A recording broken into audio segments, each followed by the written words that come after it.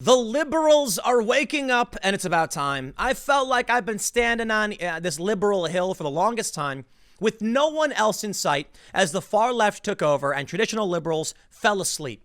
But now we're starting to see people actually waking up on what used to be the left and now apparently is the center, defying cancel culture, far leftist insanity.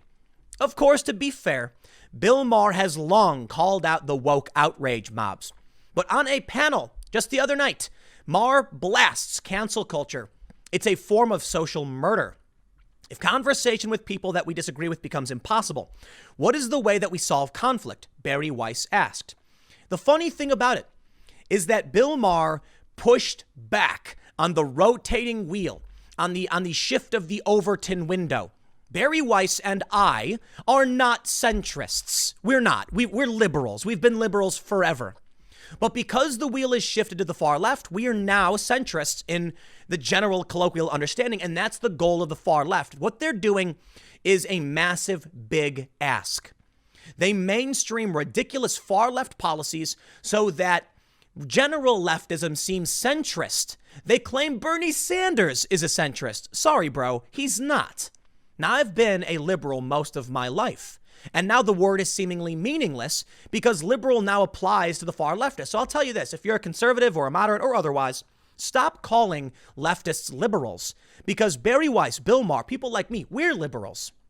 Unfortunately, Bill Maher has Trump derangement syndrome, which I think blinds him from seeing what's really going on. But at least he speaks out in the way he does, and I absolutely respect that. It's about time people stood up, and I'm glad they are. Let's read the story from Fox News. They say, former New York Times opinion editor Barry Weiss and Harper's Magazine columnist Thomas Chatterton Williams appeared on Real Time with Bill Maher on Friday to explain the open letter they penned decrying cancel culture. Earlier this month, Chatterton spearheaded a letter signed by prominent liberals, including Harry Potter author J.K. Rowling, political activist Noam Chomsky, and Chomsky's a leftist, and feminist icon Gloria Steinem, all defending open debate without fear of repercussions for expressing point of view. As Bill Maher noted, the letter faced heavy criticism from the left. This is the best part. Check it out. What strikes me about it is the pushback is coming from liberals, and almost everyone who signs this letter is a liberal, Maher exclaimed. Barry, the fact that they call you a centrist or right-winger. I mean, if a hip millennial Jewish bisexual girl living in San Francisco is not a liberal, who is these days? Bravo. Yes, I'll tell you what. I have a show at night. Maybe you've seen it. The Timcast IRL podcast. We do it live Monday through Friday at 8 p.m. Check it out this coming Monday if you haven't. I hang out with some friends, notably my buddy Adam. And how would you explain Adam and me? Look at me. I'm wearing jeans and a beanie. I skateboard. I play music. I am not a conservative, nor have I ever been. And the same is true for Adam. He's a hippie, vegan, musician, pro skateboarder, model, whatever. We are like regular urban liberals. We weren't super politically active. And now you got my boy Adam putting on a MAGA beanie. I kid you not. And he's still not a conservative. He's tired of things like this. And so am I. Now, for me, I've been watching this stuff for years, and so have you, and we all see it. Now, how crazy it is that people like, Bill Maher, he's called it out, but many of them have stood by as this was growing and festering. I have to wonder, why couldn't Bill Maher call it out much sooner? Look, he called it out. He's calling it out now, and that's all that matters. Now is the most crucial time to be calling out the rise of this lunacy, but he's still several years behind the rest of us. If you watch me, then you know just how bad it's really gotten. With all of these cities decrying racism as a public health crisis. I'm glad to see mainstream liberals like Bill Maher speaking up about something we were speaking up against years ago, but at least it's happening, and maybe this will start to shock people into realizing just how bad it's getting. Of course, I don't think they'll necessarily vote for Trump, and maybe Biden will win and things will get worse, but we'll see. This is a start. Weiss called the open letter a warning cry from inside the institutions and linked cancel culture to social murder. What we're trying to say with the letter, and what Thomas did in forming it, was saying what's happening now with this growing culture of illiberalism is different from criticism. Thomas and I, you, Bill, we are used to criticism. Criticism is kosher in the work that we do. Criticism is great. What cancel culture is about is not criticism. It is about punishment. It is about making a person radioactive. It is about taking away their job. It's not just about punishing the sinner. It's not just about punishing the person for being insufficiently pure. It's about this sort of secondary boycott of people who would deign to speak to that person or appear on a platform with that person. And we see just very obviously where that kind of politics gets us. If conversation with people that we disagree with becomes impossible, what is the way that we solve conflict? It's violence. And they want it. For 60 plus days in Portland, they've been engaging in this. Start speaking out. Bill Maher, been a big fan for a long time, but you need to start reading actual news. Unfortunately for people like Bill, he got Covington wrong. People like Bill, they get Covington wrong. Why? Because they keep reading the same garbage sources where these people are writing the stories. Maybe you'll start doing some investigation. But you know what? Maybe I can't blame the man. You see, Bill Maher's been doing this a long time. Suppose at a certain point he just sat back and said, I'll have the staff source the news for me, and then I'll write some jokes. Perhaps he's been following these news organizations that he knows and trusts that have become completely tainted by these cancel culture intersectional wackos. And now his information is tainted. And that's the name of the game, striking at the root. The far left goes for the institutions to convert them. So the unsuspecting liberal like Bill Maher reads the New York Times and believes all of it. And now he's vomiting all over himself in rage about the orange man. Calm down, dude.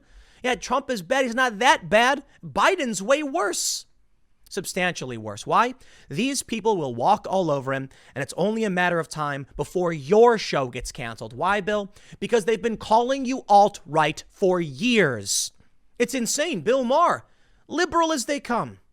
Trump derangement syndrome, but yup, they literally call him alt-right.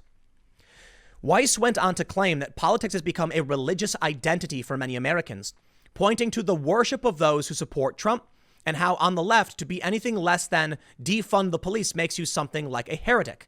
No, I am tired of this. I get it, Barry. Too many people are playing this game. The reality is the left has become dogmatic and intersectional, but I can literally produce videos over and over again where I'm like, institutional racism is a bad thing and systemic racism is a bad thing. And guess what? What do I hear from Trump supporters? Well, you know, Tim, I really disagree with you, but I appreciate the conversation. I think you're wrong. I have people commenting saying, Tim, you're so dumb. These things aren't real. And I say, well, you know, I humbly disagree. And we all get along. Isn't it amazing that this is my favorite example. Dave Rubin, a gay married man sitting with an Orthodox conservative Jew, Ben Shapiro, and they're like, wow, do we really disagree? But we believe in the country, our freedoms, and we get along. Stop acting like if you walked up to a diehard Trump supporter and told them you disagreed, that they would start shrieking like a leftist. It's not true. It just is not true. I have been to Trump rallies. I have talked to Trump supporters. I remember being in a line at a Trump rally, and there's a guy wearing Trump everything, and he's super excited saying, Trump's the best. Don't you dare tell me otherwise. And I said, I disagree. And he was like, well, what do you disagree about? And we had our conversation, and he was like, well, look, man, I'll tell you what. I think you're wrong, and I'm here. And it was a conversation.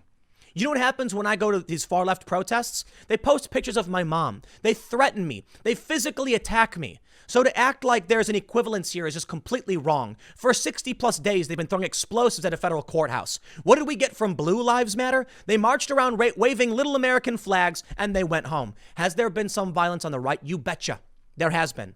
But listen, to conflate Trump supporters and Blue Lives Matter people with fringe extremists is totally incorrect. They're not even on the same they're not even on the same chessboard or battlefield. Totally out of sync with the rest, with everybody else.